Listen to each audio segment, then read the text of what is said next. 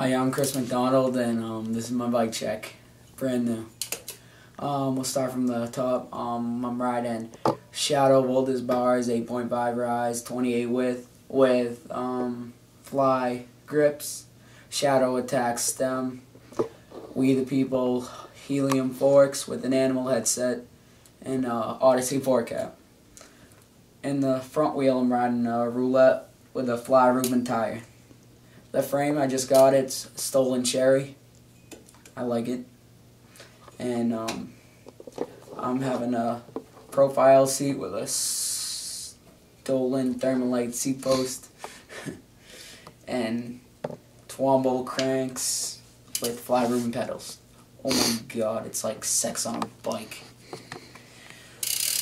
I'm riding Animal 23-2 sprocket with KMC heavy duty chain, and in the back I'm riding a back roulette with an 8-tooth driver, so my ratio is 23/8, and then I'm riding a Animal GLH tire.